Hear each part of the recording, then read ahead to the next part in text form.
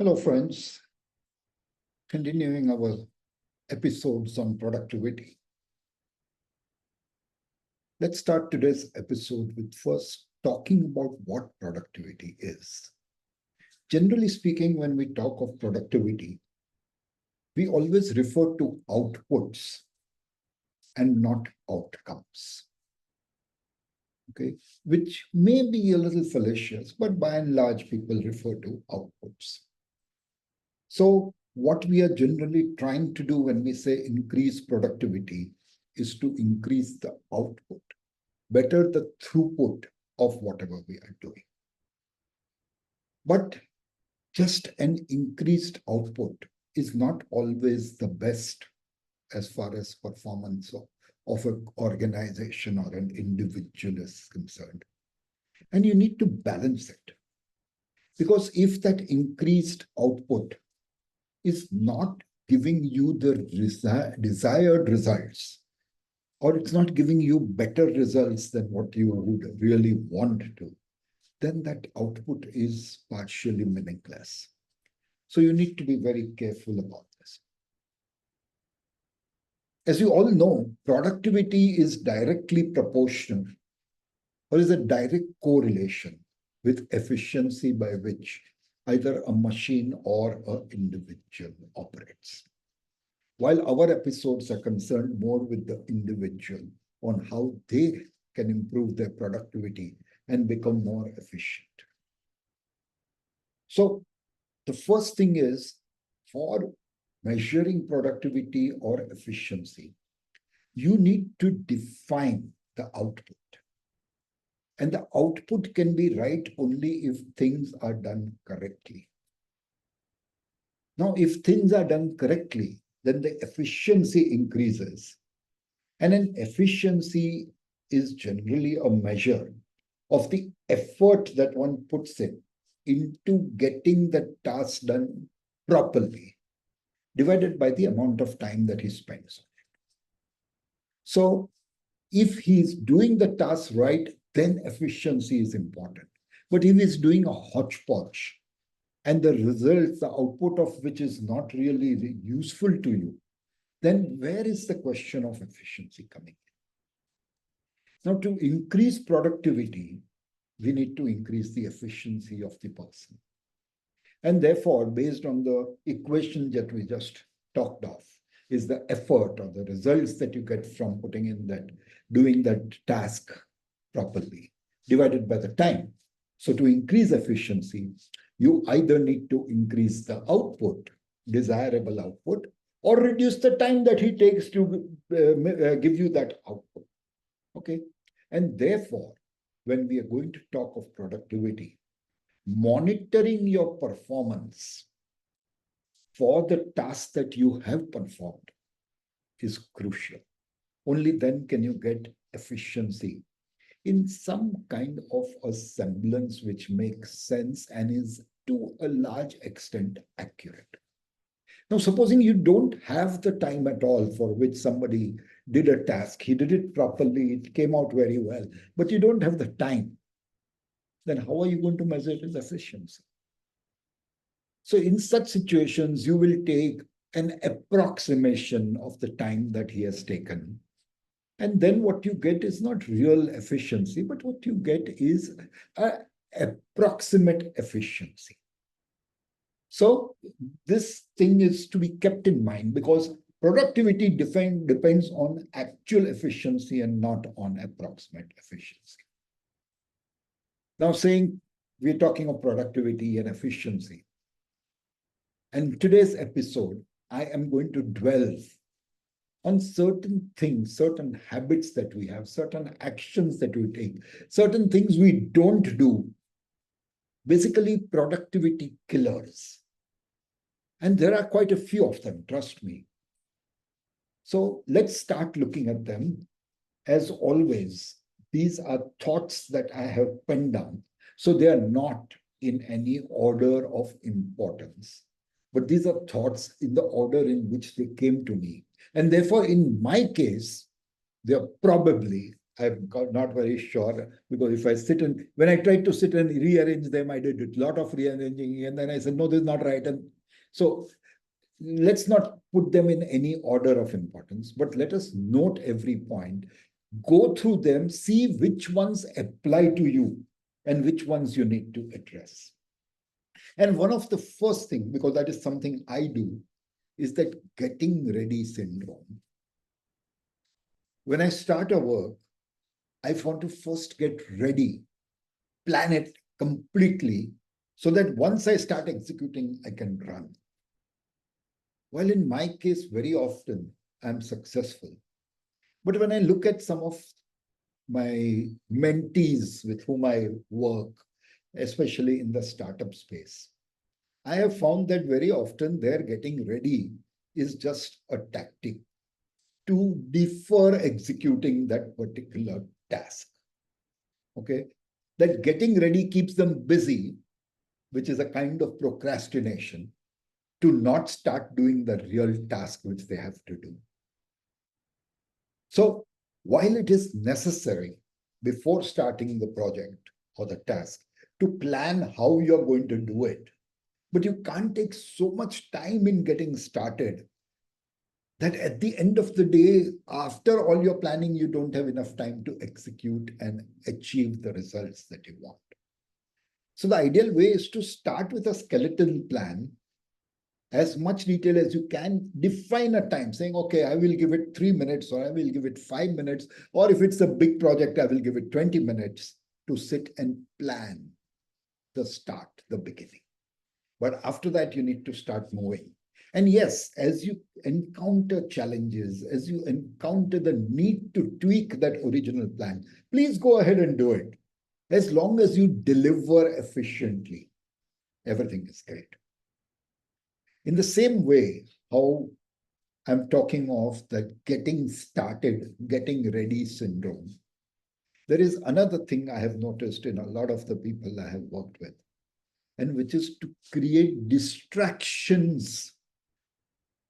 They will purposely create distractionary tasks so that they do that and they don't have to do this. And this happens mainly when you're doing a task which is either very difficult, or which you don't want to do, or which requires a lot of critical thinking or whatever else, but you don't want to do it, so you're going to find ways of not doing it. Okay. Some other productivity killers. One is, more often than not, we shun or postpone meaningful work. Okay. And this we don't postpone for lack of time. In reality, it's just that we don't have the will to do it. We don't want to do it. In our minds, we are convinced we don't want to do it. And therefore, we'll find all the excuses possible, okay, to not start doing that task or not to do it at all. Okay. So this is a kind of procrastination, but which you have to avoid.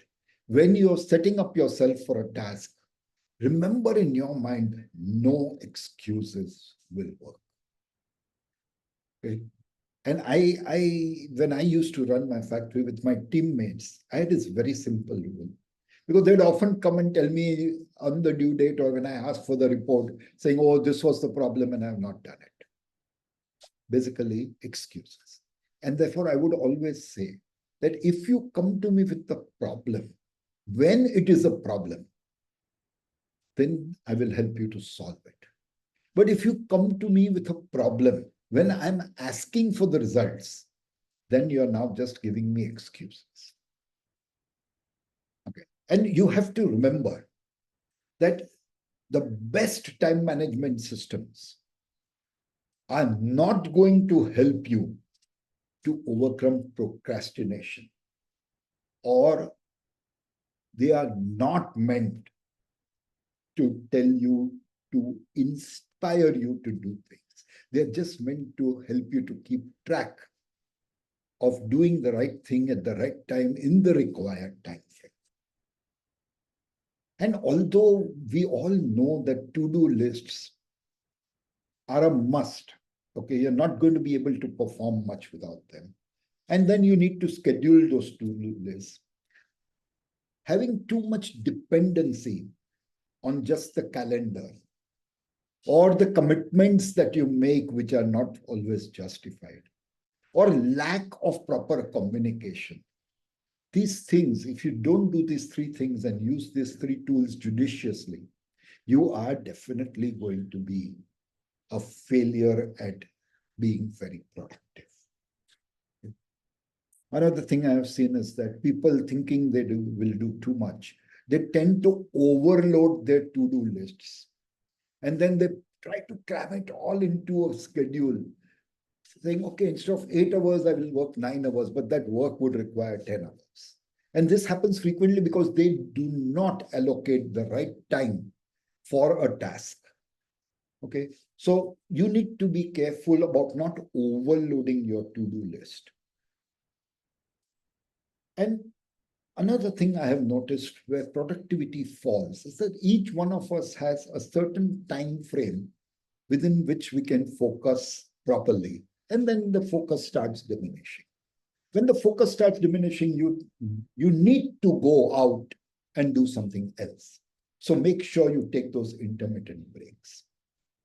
And which we talked of when we were talking of time management, do not strive for perfection. It is one of the biggest time wasters and productivity demoralizers.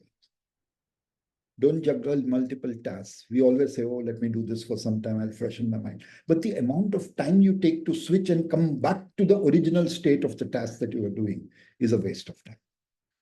Don't sacrifice sleep or healthy habits. And take time for informal talks. While I am against the water cooler and the coffee machine regime, do take times. You don't have to gossip. You can talk of things, other things, so that your mind gets diverted and freshened. But take time for small talks. A lot of times I've seen that people work with big goals, but they do not take the trouble of dividing them into small goals. This is a big mistake.